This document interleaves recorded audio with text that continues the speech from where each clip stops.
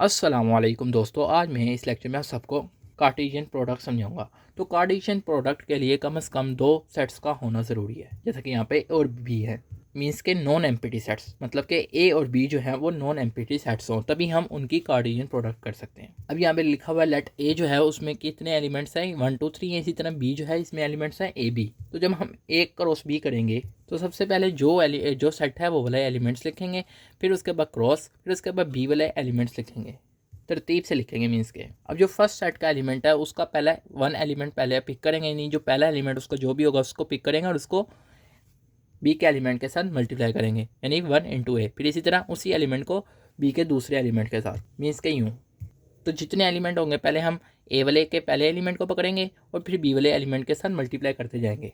अब ए का हमने पहला एलिमेंट कर लिया, इसके मुताबिक 1 के साथ ए हो गया और 1 के साथ बी भी हो गया। इसी तरह फिर हम 2 के साथ ए करेंगे, 2 के साथ बी, इसी तरह 3 के साथ ए एंड 3 के साथ बी, मीन्स के यूँ। तो इस तरह हम कार्टेशियन प्रोडक्ट करते हैं। अब ये तो सिंपल सा क्वेश्चन है। अब एक और क्वेश्चन करते हैं जिसमें आप सबको थोड़ी बहुत कन्फ्यूजन होगी, तो वो कन्फ्यूजन मैं आपकी दूर कर दूंगा जब हम प्रोडक्ट करते हैं। अब ये क्वेश्चन है, इसमें आपको ए भी बताया हुआ है, बी भी बताया हुआ है और सी भी बताया हुआ है। अब आपने इनकी प्रोडक्ट करनी है। अब याद रखें ऊपर जो हमारी प्रोडक्ट हो रही थी उसमें ए में कोई और एलिमेंट्स थे और बी में कोई और थे, लेकिन यहाँ पे देखें ए में जो एलिमेंट्स है बी में ये तकरीबन सिमिलर हैं एक दूसरे से।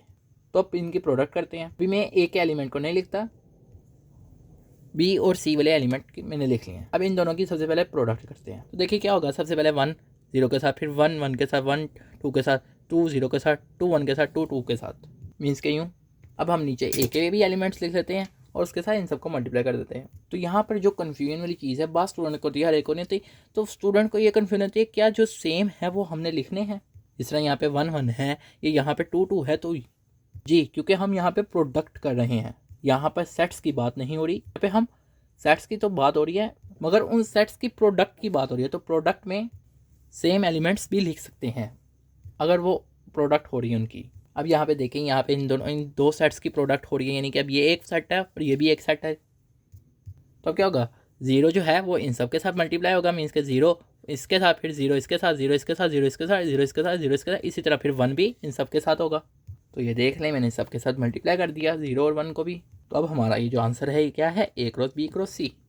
तो आप ज़रूरी नहीं कि ए को बाद में करो, बी और सी को पहले करो, आप जैसे मर्जी कर सकते हो। चाहे आप ए क्रॉस बी कर लो, चाहे आप बी क्रॉस सी पहले कर लो, जो मर्जी जैसे मर्जी पहले आप कर सकते हो। इसका यहाँ पे फाइनल आंसर है।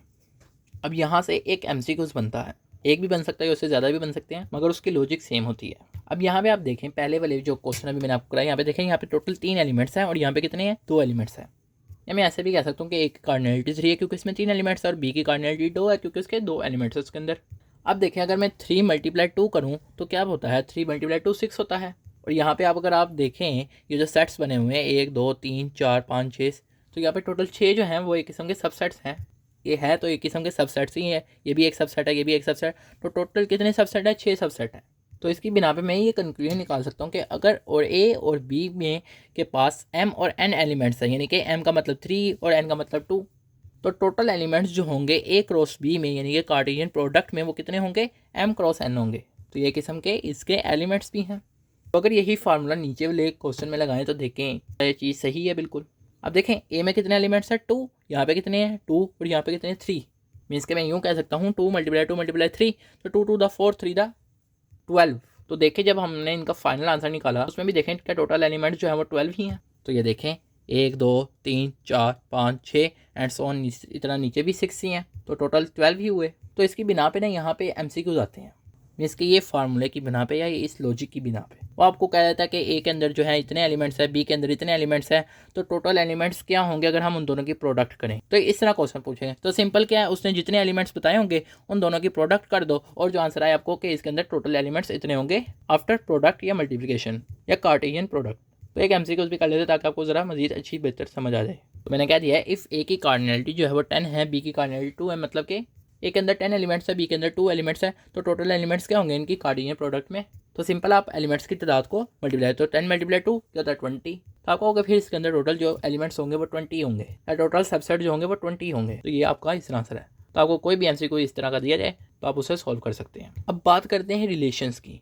अब अगर कहते हैं लेट ए जो है वो है 1 2 3 4, तो सबसे पहले आपने इसकी कार्टेशियन प्रोडक्ट करनी है, यानी कि a × a ही आपने यहाँ पे करना है। मीन्स के यूँ, तो सबसे पहले क्या होगा, 1 इसके साथ होगा, फिर 1 2 के साथ होगा, 1 3 के साथ, 1 4, इसी तरह 2 भी और 3 भी और 4 भी, मतलब कि यूँ। अब रिलेशन में क्या होता है, रिलेशन में ना आपको रिस्ट्रिक्ट कर देता है कि आपने सिर्फ इन एलिमेंट्स को पिक करना है।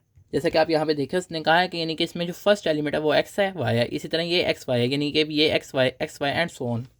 तो कहता है हमने सिर्फ वो एक्स वाई वाला रिलेशन पिक करना है जिसमें एक्स और वाई जो है आपस में सेम हो, मतलब कि 1 1 2 2 3 3 एंड 4 4। मीन्स कि इसने हमें ऑर्डर पेयर के दरमियान जो है रिलेशन बता दिया कि इनके दरमियान ये रिलेशन होने चाहिए, तो रिलेशन इसे कहते हैं। इसके हमें वो पहले 2 प्रोडक्ट करवाता है, तो फिर उस प्रोडक्ट में कहता है रिस्ट्रिक्शन लगा देता है कि आपने सिर्फ इन एलिमेंट्स को देखना है। मजीद अब इसी क्वेश्चन से हम कुछ और एग्जांपल्स की प्रैक्टिस करते हैं ताकि आपको मजीद प्रॉपर समझ आए। सेकंड रिलेशन बी, यानी कि उसमें इसने कहा कि एक्स और वाई हैं सच दैट उन दोनों का जब हम सम करें तो वो 5 के बराबर आए। यानी कि अब हमने वो एक्स और वाई वाले ऑर्डर पेयर पकड़ने हैं, या वो सेट्स पकड़ने हैं, या एलिमेंट्स पकड़ने हैं जिनका जब हम सम करें तो 5। यहाँ पे देखें, इन दोनों का सम करें 1 + 1 तो ये 5 नहीं होता, ये भी 5 नहीं होता, इसी तरह ये भी 5 नहीं होता, ये 5 होता है, तो हम इसे लिख देंगे। मीन्स के यूँ ना 1 + 4 करें तो 5, इसी तरह 2 + 1 करें 3, ये 5 के बराबर नहीं है तो ये नहीं लिखना, तो जो 5 के बराबर है तो 2 3 5 के बराबर है तो 2 3 लिखेंगे। इसी तरह 2 4 देखेंगे 5 नहीं है क्योंकि ये 6 आता है, इन दोनों का सम करें, इसी तरह इनका भी सम करें तो ये 5 के बराबर नहीं आता है, इनका सम करें 5 के बराबर तो ये भी लिख देंगे। इसी तरह अगर इनका सम करें तो ये भी 5 नहीं आता है, इसका सम करें ये भी 5 नहीं आता है, इसका सम करें तो ये भी 5 आता है तो ये भी लिख देंगे। तो आप मजीद आगे देखें तो किसी का भी सम करें मजीद 5 नहीं आता, तो जो एलिमेंट्स आते थे वो इसके आंसर में लिख दिए, तो ये इसका आंसर है सिंपली। एक और एग्जांपल कर लेते हैं। और कहता है कि एक्स वाई सेड डेड उन दोनों का सम करें 7 है, तो यहाँ पे देखें इनका सम करेंगे 7 नहीं आएगा, इसका भी सम 7 नहीं, इसका भी सम 7 नहीं आएगा, इसका भी सम नहीं आएगा, इसका भी सम नहीं आएगा, इसका भी नहीं आएगा 7, क्योंकि ये देखें ना 2 + 3 करें तो 5 होता है, ये 7 के बराबर नहीं है। इसी तरह यहाँ पे भी देख लें, ये भी 7 नहीं होगा, ये भी 7 नहीं होगा, ये भी 7, ये 7 होगा 3 और 4। इसी तरह फिर आगे देखें मजीद 4 1 ये भी नहीं होता, 4 + 1 5 होता है जो कि 7 के बराबर नहीं है, ये भी 7 के बराबर, ये 7 के बराबर है तो ये लिख देंगे। अब इसके क्वेश्चन कुछ इसी तरह आते हैं, लेकिन उसका वे पूछने का थोड़ा सा चेंज हो सकता है। कैसे हो सकता है वो आपको बता देता हूँ। वो आपको बस इतना कहेगा कि ये जो है लेट कर लें, ए जो है वो ये है, इस तरह का कोई भी आपको वो सेट दे देगा, और उसके बाद आपको ये नहीं कहेगा कि आप इनकी प्रोडक्ट करो, ए को ए के साथ करो, वो बस इतना कहेगा कि ये जो है इसका आंसर बताओ या इसका आंसर बताओ, बस। तो ये प्रोडक्ट जो है ये आपने खुद करनी है। अगर आप खुद नहीं भी करना चाहते तो ना करें, ज़रूरी नहीं है, लेकिन हेल्प के लिए आप कर सकते हैं। लेकिन अगर आपका माइंड ज़्यादा शार्प है तो आप डायरेक्ट आंसर भी लिख सकते हैं, तो ये डिपेंड ऑन यू। ज़रूरी नहीं कि आप उसकी कार्टेशियन प्रोडक्ट पहले करें फिर उसके बाद लिखें। अगर आप डायरेक्ट लिख सकते हैं तो आप डायरेक्ट लिख लें।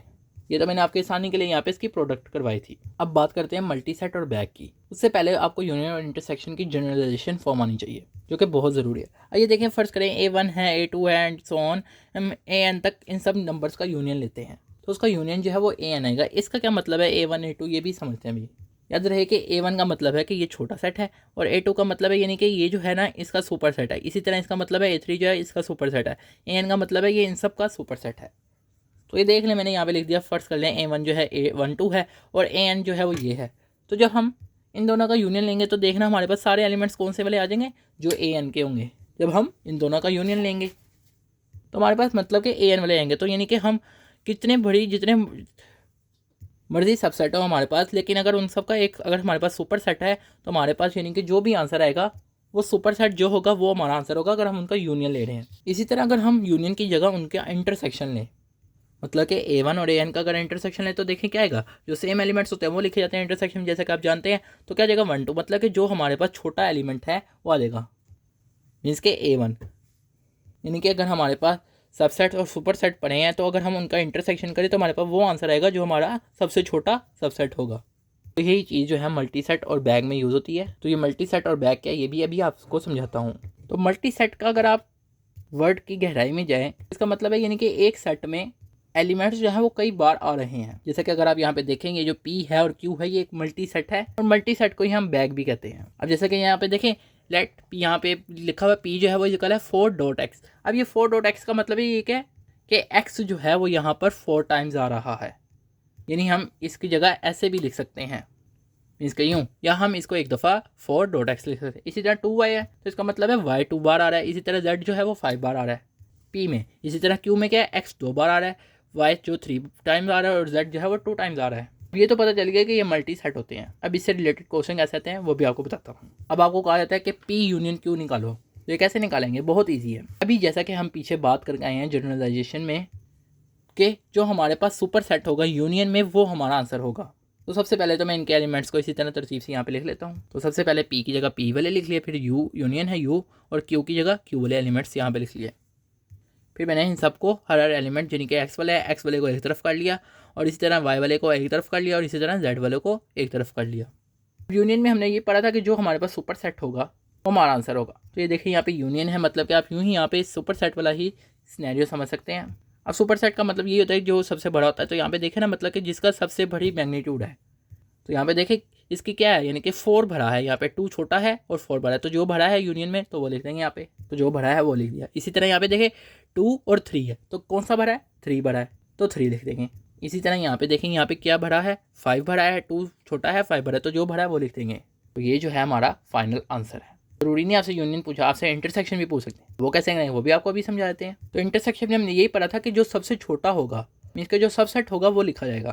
तो यहाँ पे जो सबसे छोटी मैग्नीट्यूड है यानी कि सेम वेरिएबल्स के दरमियान हम वो लिखें। तो आप देखें सबसे पहले अगर हम x को करें तो इसमें छोटा क्या है, 4 बड़ा है, 2 छोटा है, तो जो 2 है वो लिखेंगे। y क्योंकि यहाँ पे इंटरसेक्शन यूज़ हो रहा है। इसी तरह y में देखें कौन सा बड़ा है और कौन सा छोटा है, 2 और 3, तो 2 जो है वो छोटा है, वो छोटा वाला लिख देंगे। इसी तरह z में देखें कौन सा वाला छोटा है, 2 वाला छोटा है, तो 2 वाला लिख देंगे। तो हमने जस्ट उनके साथ जो नंबर मल्टीप्लाई हो रहा है हमने वो देखना है, तो जो छोटा होगा वो लिख देंगे इंटरसेक्ट, जो बड़ा होगा यूनियन में वो लिखेंगे। तो आपसे p प्लस क्यू भी पूछा जा सकता है, मतलब कि 2 आपको मल्टी सेट दे दिए जाएंगे और उनका सम भी पूछा जा सकता है। सम, यूनियन, इंटरसेक्शन, डिफरेंस अभी मैंने आपको समझाना है, वो भी आपको भी समझा दूंगा। तो प्लस में हम क्या करेंगे, जस्ट सेम वेरिएबल्स जो है उनको बस प्लस कर देंगे। तो यहाँ पे देखिए x में 4 है और x में 2 है, तो 2 + 4 क्या होता है, 6 होता है, तो 6x। इस तरह y में देखिए क्या है, 3 है और y में 2 है, तो सिंपली इन दोनों को क्या कर देना है, प्लस कर देना है, तो 2 + 3 5। तो सामने वो वेरिएबल भी लिखना है। इसी तरह यहाँ पे देखें z के साथ क्या 5 और 2 है, तो 5 + 2 क्या है 7z। तो इस तरह ही आपका आंसर है। अब डिफरेंस वाला भी समझाता हूँ क्योंकि इसमें कन्फ्यूजन आती है बहुत से दोस्तों को ना, तो वो कन्फ्यूजन भी आपकी दूर हो जाएगी अभी। तो सबसे पहले जैसे तरतीब से लिखे हैं उनको वैसे लिख दिया, और बीच में जिस तरह माइनस का साइन है तो माइनस लिख दिया, यानी कि माइनस डिफरेंस, इसे डिफरेंस भी कहते हैं। तो फिर तरतीब से इनको माइनस कर दें, 4 - 2, इसी तरह 2 - 3, यानी कि जो जो सेम वेरिएबल है उनको आपस में तरतीब से लिखेंगे। तो जैसे कि पहले पी वाले एलिमेंट्स है तो पी वाले लिखने हैं यहाँ पर ना, और फिर बाद में वाई वाले आ रहे हैं, मतलब कि पहले पी वाला और फिर क्यू वाला, इसी तरह पहले पी वाला और फिर क्यू वाला, इसी तरह पहले पी वाला और फिर क्यू वाला एलिमेंट्स मीन्स के। तो यहाँ पे देखें 4 - 2 करेंगे क्या आता है, 2 आता है, यहाँ पे सिंपली 2x लिख देंगे। फिर डॉट का मतलब होता है वैसे मल्टीप्लाई से ज़रा समझ आने में मुश्किल है चीज़, वैसे यहाँ पे उन्होंने डॉट लिखा होता है। तो अब यहाँ पे देखें 2 - 3, अब ये देखें 2 - 3 करेंगे तो होता है -1, तो क्या माइनस वाली वैल्यूज़ जो है वो हम सेट में लिख सकते हैं, मतलब कि मल्टी सेट में तो नहीं लिख सकते हैं। तो जब हम माइनस करें और हमारे पास कोई माइनस वाली वैल्यू है तो फिर हम उसको इग्नोर कर देते हैं या उसको ओमिट कर देते हैं, यानी वो वाले वेरिएबल को या उस वेरिएबल के लिए वैल्यूज़ को। फिर उसके बाद आगे आ जाएंगे, तो यहाँ पे देखें 5 - 2 क्या है 7 है, तो 7z लिख देंगे। तो इसका ये आंसर है अगर आपको 2 मल्टी सेट का डिफरेंस पूछा जाए। तो आई होप आपको ये लेक्चर समझ आया होगा। आपसे दोस्तों का लेक्चर सुनने का शुक्रिया, और आप सबसे जितना हो सकता है अपने दोस्तों के साथ शेयर करें, और अगर कोई चीज़ जो आपको नहीं समझ आई तो आप कमेंट सेक्शन में पूछ सकते हैं।